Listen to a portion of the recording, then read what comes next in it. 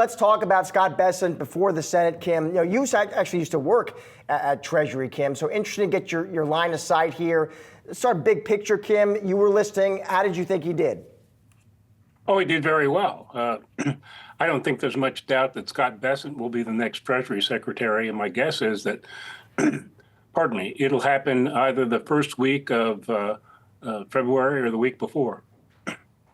And, you know, as you say, he wasn't one of the more controversial picks, right? So what did we learn today in this hearing that we didn't already know? What were you most looking forward to getting sort of more granular on, and what did he deliver on in that way?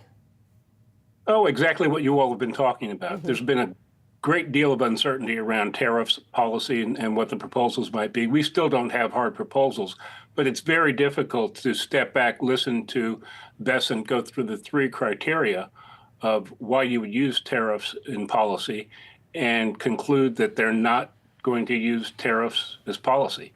The president-elect has spoken about raising revenues through tariffs 3 consecutive weeks now.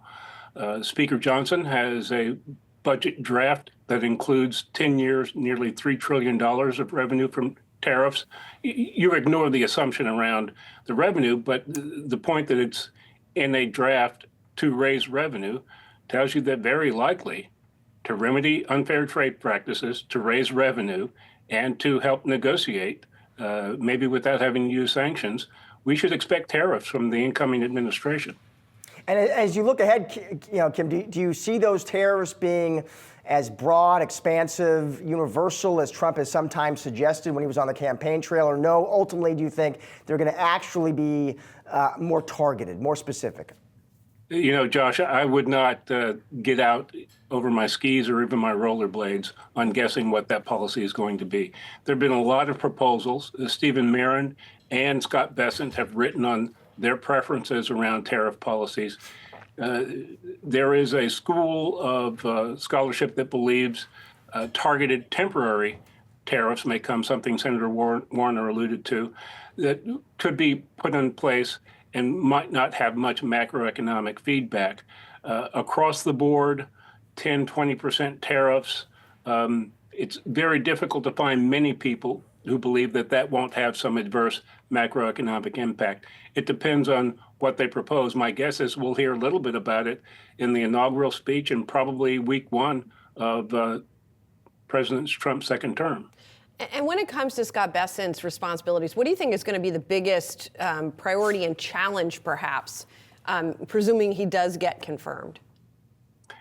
Julie, there was a lot of discussion, bipartisan discussion, about pro-growth fiscal policy. It's an easy phrase to use. It's really difficult to pin down definitionally, and it's much more difficult to pass as policy.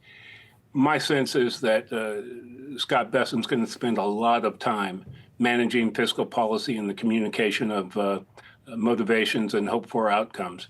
There's a wide gap between members on Capitol Hill as to what pro-growth might mean. There is some notion that spending cuts can get you there. I don't think the data supports that position. We don't have a spending problem that's not caused by automatic spending. That is, the growth in spending in the U.S. comes from mandatory spending, both entitlements, mainly Medicare and Medicaid, but also net interest payments. The Treasury Secretary designate said that Social Security and Medicare would be out of bounds for cuts. You're going to have a hard time reducing the deficit significantly, much less to 3%, if you are going to exempt entitlements from that calculation.